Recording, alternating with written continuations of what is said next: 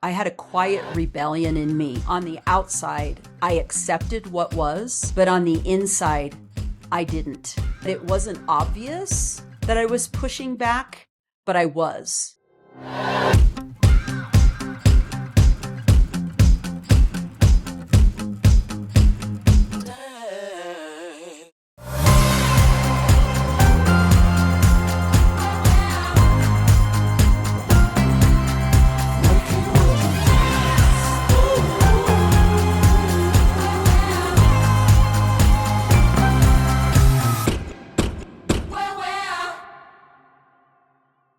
The first are trailblazers. They're creating a path. They're forging a path. This whole concept of being the first, I didn't realize I was in the first category until much later in my life.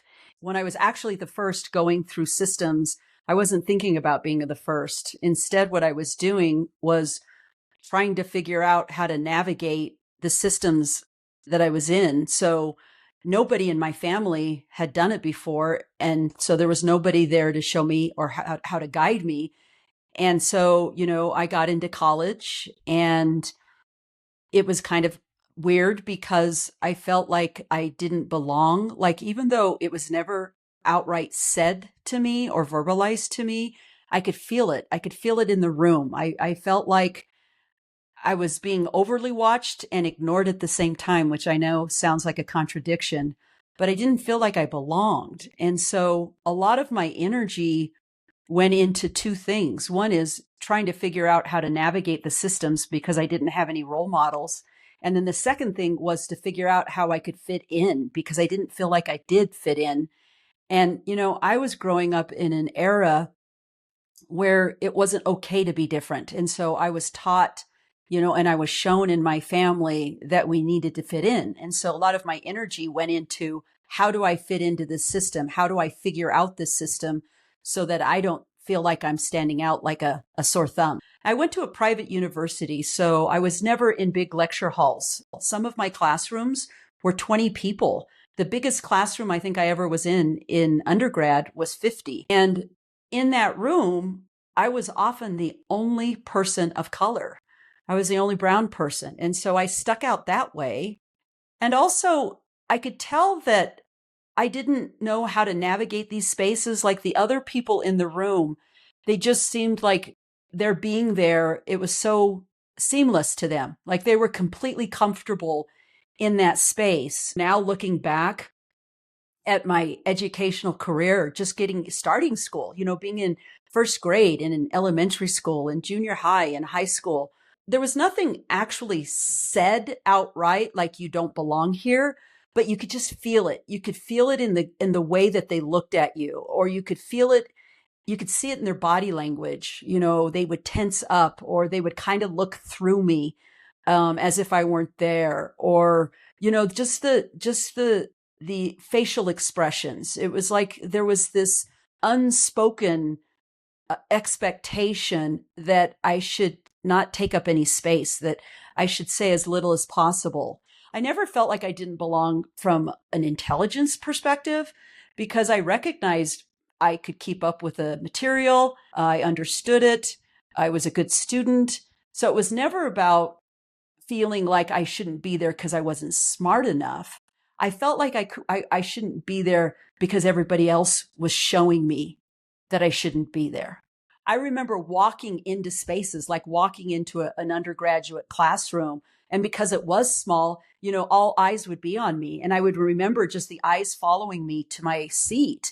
And it was very awkward and very uncomfortable. It was very clear that the message was, what are you doing here? I just turned 60 this year. As I've gotten older and wiser and I have different perspective on life, I'm able to look at my journey and look at where I came from and where I am today. And it's fascinating to me because if people meet me today, they see me as this very accomplished, psychologist, coach, kind of transformational guide, speaker, author, and they see me as being very well accomplished and successful. But what they don't know is they don't know my journey. They don't know where I came from or what my life has been like. And so for me to go back and look at that, when you're a kid, when you're a young person, you're just going through the journey. You're not really thinking much about it. What you're focusing on is your internal experience of it. And my internal experience was, I don't belong here. I don't feel comfortable. I don't fit in here.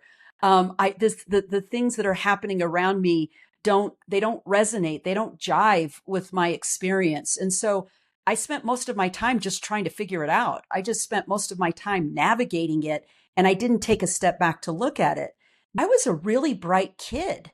I didn't know how bright I was because I didn't interact with other students that much. I pretty much kept to myself. Well, why did I keep to myself? I kept to myself because the message was really clear and I got it very early. I can remember first grade.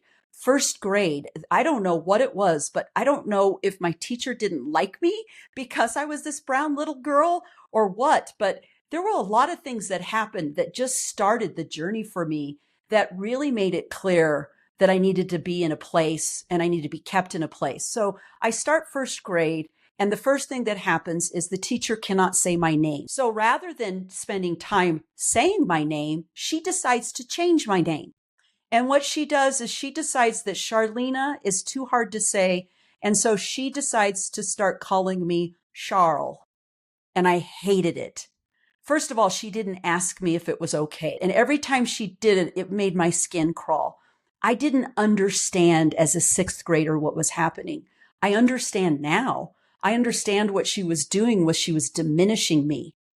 She wasn't giving me any power. She was taking my power away to decide for myself what I wanted to be called. But it didn't stop there. I mean, it also was shown in other things. Like for example, I was born left-handed. And when I started school and got into first grade where writing started to become a thing, she made the decision that my being left-handed was not okay.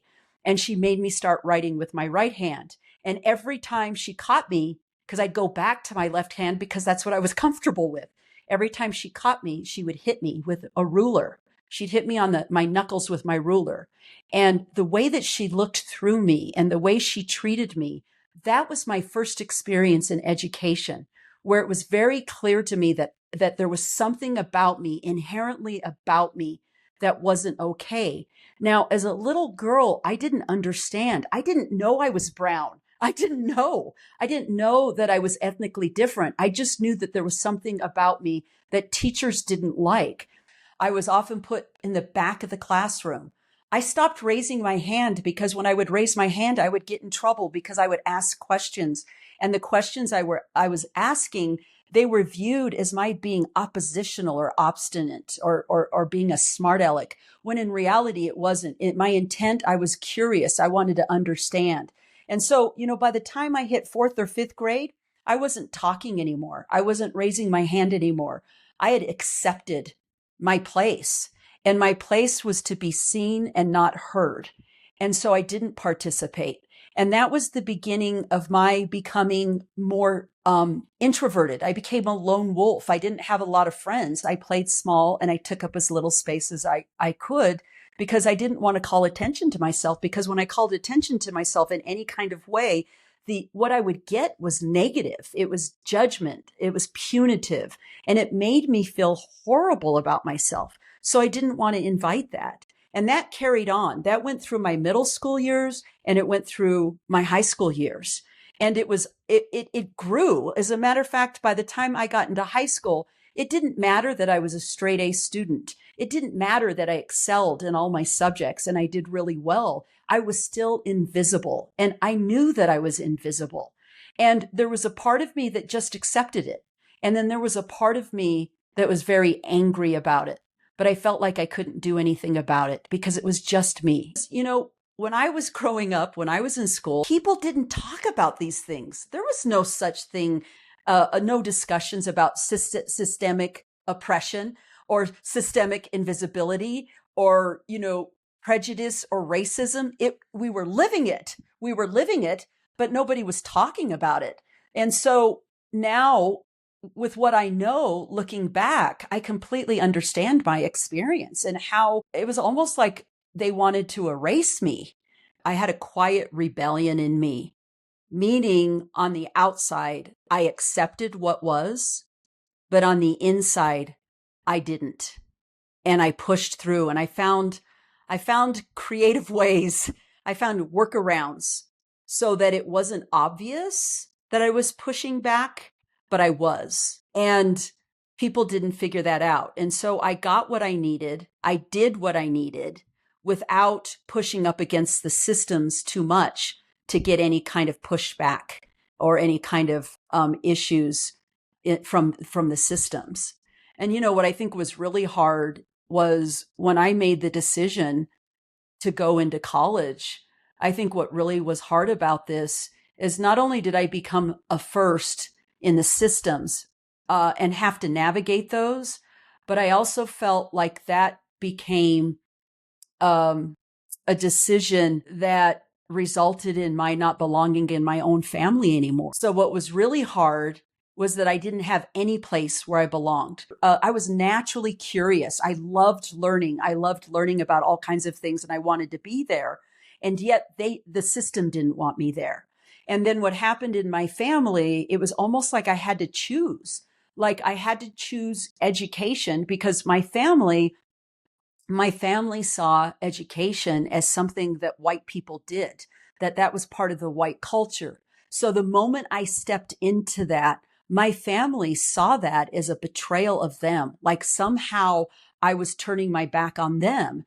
And so then what happened is I didn't even feel like I belonged in my own family. So the looks I was getting in the system, the looks of judgment, the tension in the air was now present in my family. And it also reinforced my tendency to be very hyper sufficient and independent and be my own person and be that lone wolf. So both of those structures or those systems really reinforced my kind of lone wolf kind of mentality as I was navigating my life as a young person. I didn't even know that I was smart. I figured that out later, much later in my life. But the fact that I was really smart and, I did really well in school. I was a straight A student. I learned very quickly. I was able to take concepts to deeper layers of understanding that most students didn't do. And despite that, not a single representative in school, a teacher, a counselor, an administrator, not a single person had ever spoken to me about my future. Like it was almost like my presence was just tolerated there. It's like, let's just get you through this.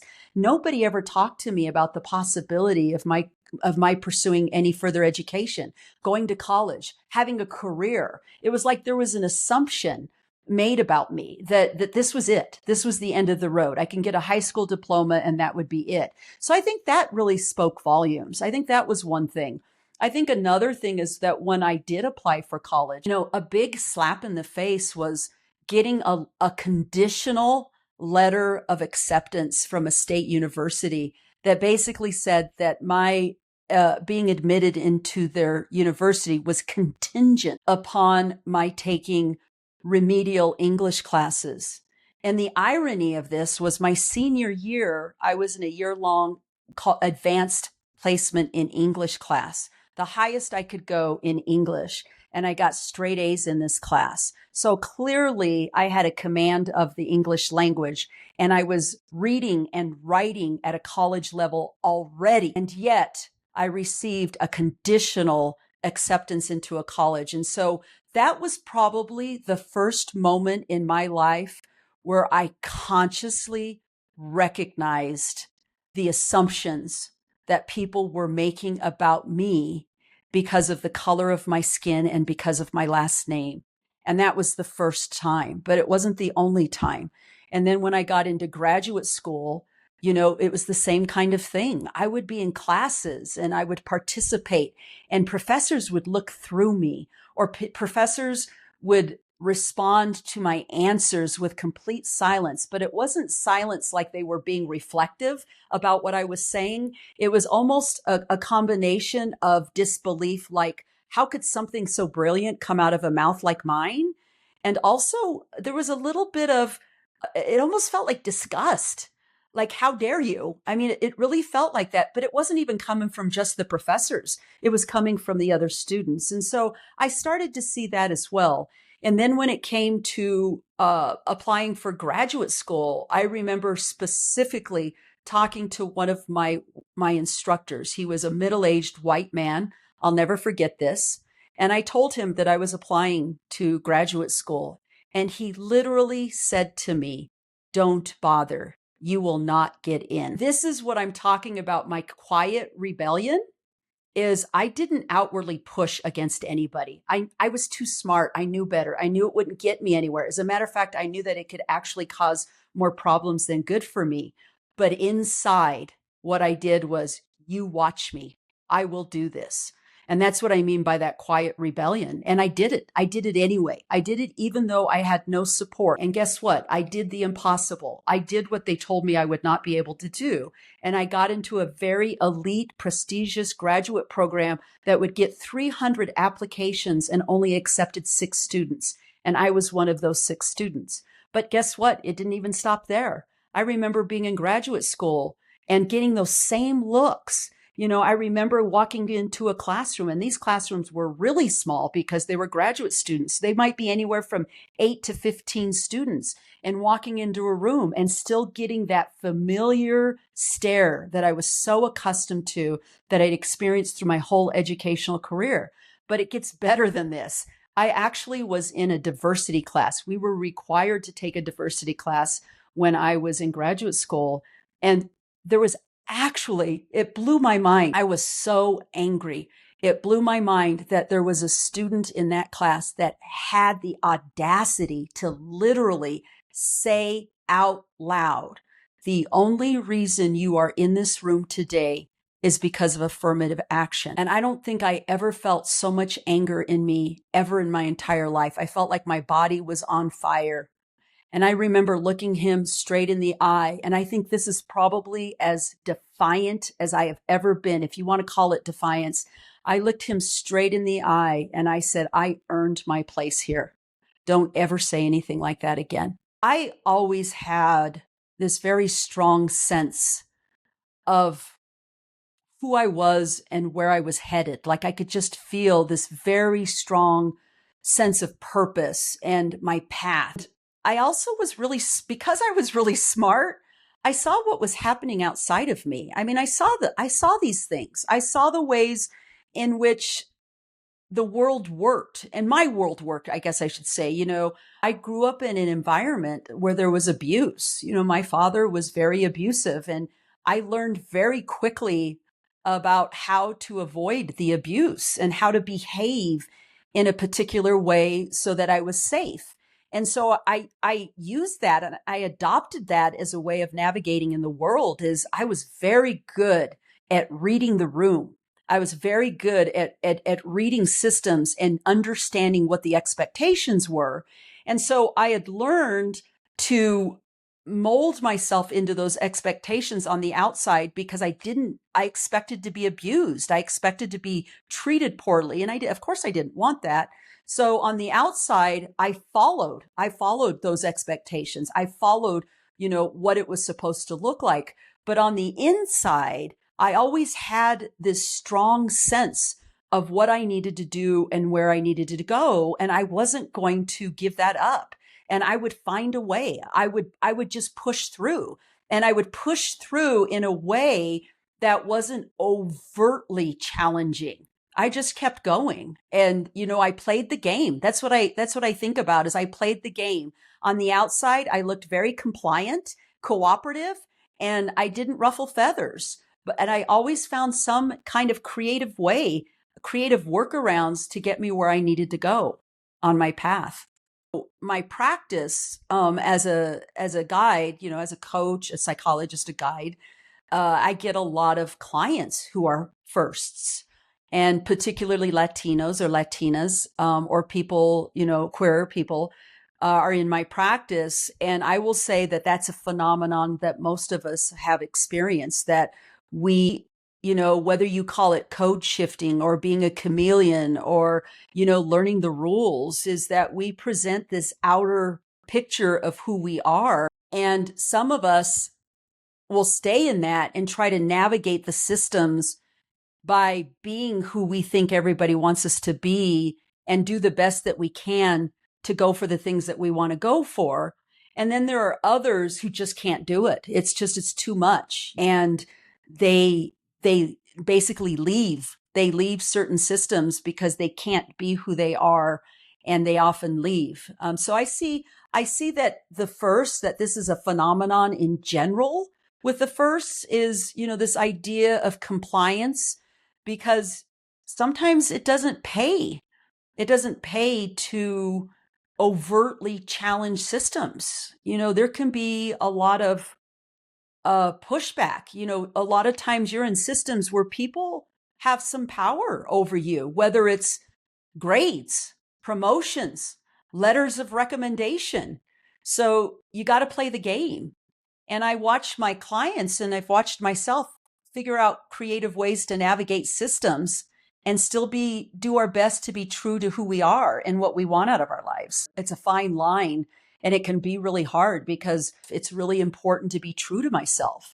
I also know that reality is reality. And, I don't think it serves any of us to pretend that there isn't this forms of oppression there. They are there. It is real. And there are absolute real consequences to trying to push and confront these systems.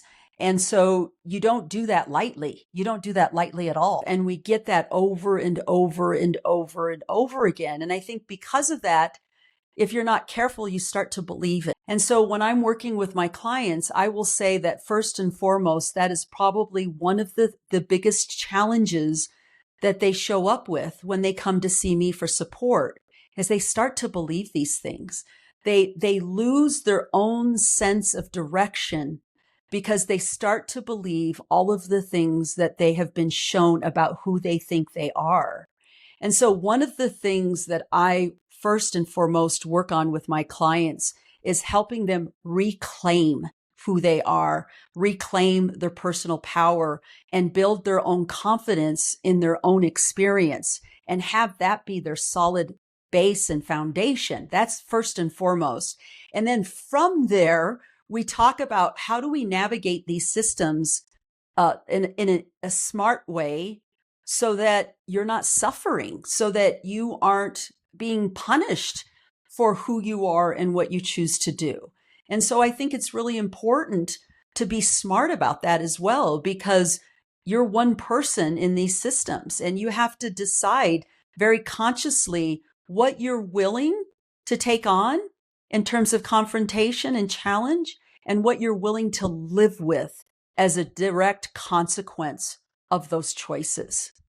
How do you reclaim who you are and connect to that part of you, your own truth and your own power, when you're constantly being told that you're either too much or not enough? I encourage my clients to do the best that they can to push out the noise outside. Like, just push it out. Don't listen. Like, don't listen to what people are saying to you, and go inside and find that voice inside, the voice of your truth, who you really are, what your gifts are, what are you good at, where are the places where you feel like you shine, and the places where things just seem to flow, and own those places and lean into those places and lead from those places. Have that be your anchor, so that when you're out in the world and you're getting hit with feedback or criticism or the backhanded compliments, is you're grounded in your own truth. You're anchored in your own truth.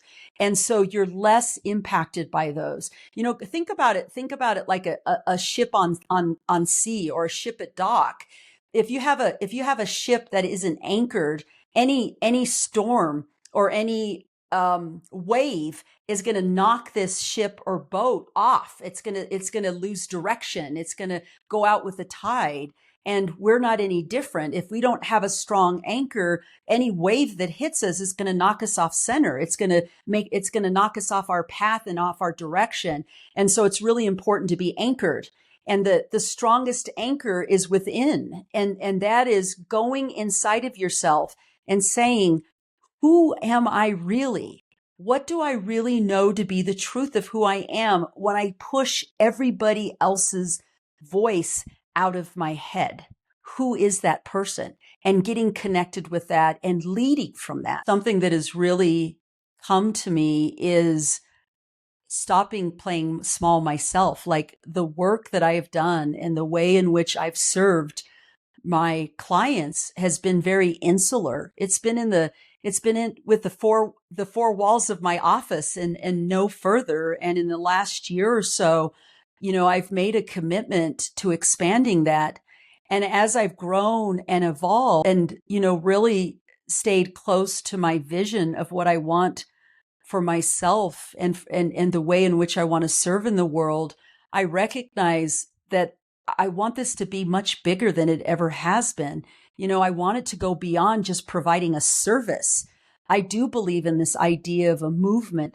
And I think the reason why is I'm just, because of what I do for a living, I'm watching people spend so much energy battling what they believe about themselves and losing sight of who they truly are. It's part of our culture. It's part of the systems.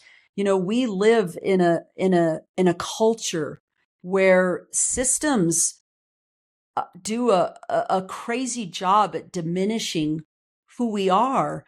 And we're all suffering as a result of that, because when we're diminished, we're not showing up as our whole powerful selves. And everybody's suffering from that because, we all are connected and we all benefit from what we bring into the world. We also suffer from what people bring into the world. When it's coming from a place of pain, it causes harm.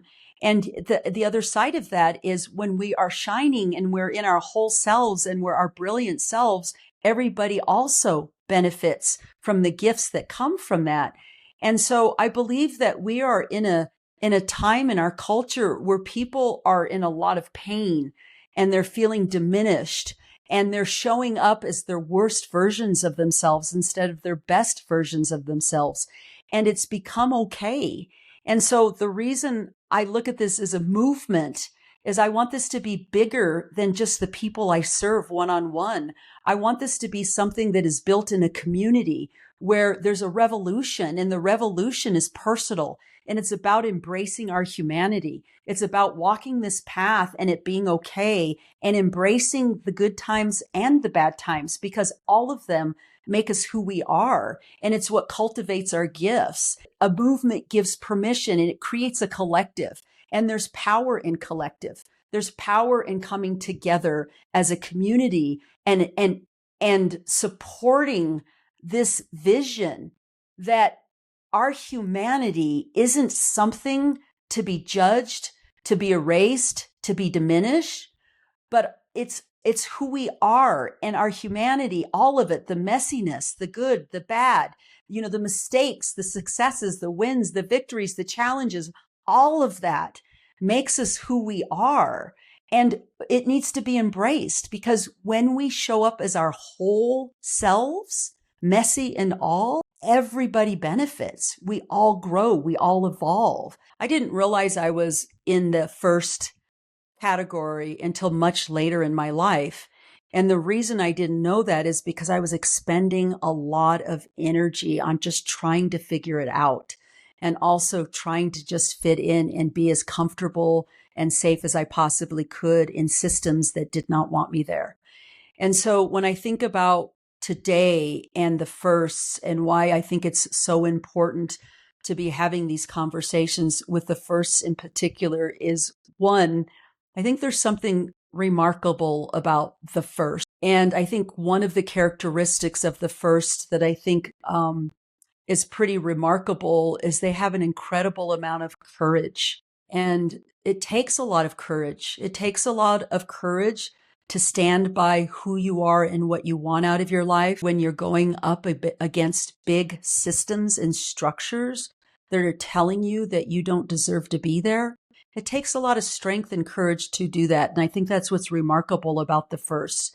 I think the other thing about my wanting to, appeal to the first in the first place is because of my own experience is, how would my experience have been, how would it have been different? Or how would it have unfolded differently if I didn't spend so much time and energy just trying to fit in and feel like I belonged there? Like if the first had the support that they needed about navigating these systems and trusting their own inner wisdom and their own guidance, what would be there for them that may not have been there for me because I spent so much energy just trying to figure it all out. So that's another thing that I think about. I think the other thing is the idea of community and coming together, that coming together in this common experience of walking in rooms where you get the looks, or when you speak up, the room, the silence almost being deafening, and being able to have the strength and the belief in yourself to be able to withstand those kinds of gestures of judgment, and, feeling like you have a compass to, mark out your path, because you don't have to be alone, or you don't have to do it alone. Even if you're the first in your family to navigate these spaces,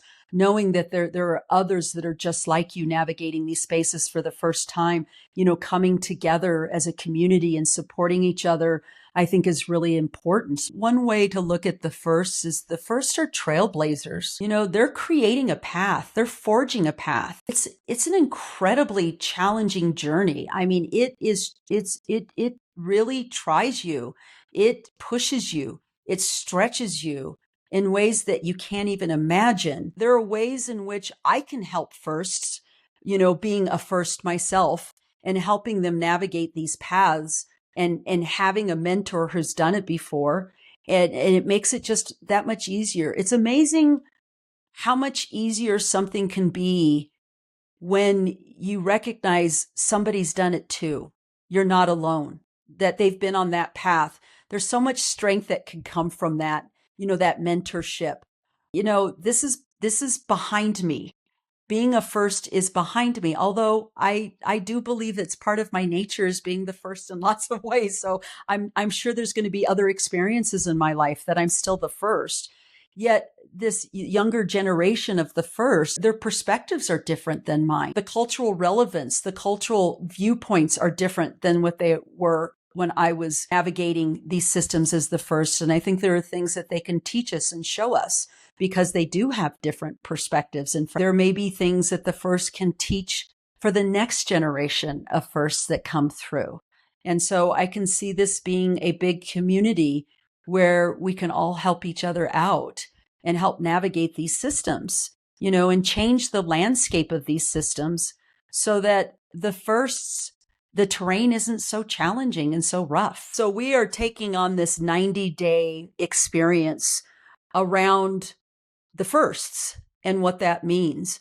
So we will be spending time, whether it's on the podcast episodes or my blogs or on social media posts, we're going to be spending the next 90 days covering the experience of the first, what the experience of the first is like what kinds of challenges do the first experience. I've mentioned one of those today, and that is the structural invisibility, walking into spaces where you feel like you're on display and also being silenced at the same time, and talking about how that feels for the first, what that experience is like, and also talking about what do you do with that? How do you cope with that? How do you thrive in systems where there is that structural invisibility? We'll also talk about the ways that first learn to cope with these challenges. For example, a phenomenon that I see often with my clients is what we call overfunctioning or overperforming. I find a lot of times firsts are just doing too much. They're hustling. They're overdoing, they're overperforming, they're taking too much on because they feel like they're kind of buying into this story that they're not enough. And so they're constantly trying to prove themselves. and they struggle with burnout, and they struggle with disillusionment because nobody can keep this pace, this overfunctioning. So we'll talk about overfunctioning, and we'll also talk about what can you do instead. What can you do when you have that urge? You feel the pull to do something more to prove that you are enough. We'll also talk about things like, spiritual starvation, feeling like you've made it, but feeling really empty. Like, okay, is this all there is? Okay, so I did this thing. I got this thing. I've achieved this thing. And why do I feel so empty inside? We're going to talk about that. And we're going to talk specifically about why this seems to be particularly a big phenomenon among the firsts. What I'd like to do is to be able to end this 90-day challenge with how can you lead as a first? What gifts do you have to offer the next generation of the first? Because I think the importance of community and giving back and being a mentor in places you've never had mentors is going to be a really important discussion as well. If you are a first and you would really like to be part of this movement, then I encourage you and invite you to join this journey with us. And you can do that by either listening to the podcast, She is Mother, or reading the blog, Unshrinking, or joining an email list, or reaching out to me specifically to do some deeper work, one-on-one coaching. Well, thank you for joining me today and talking about my experience as the first. And I look forward to you continuing to joining me on my journey and following me on podcast and social media, the blog. Thank you very much.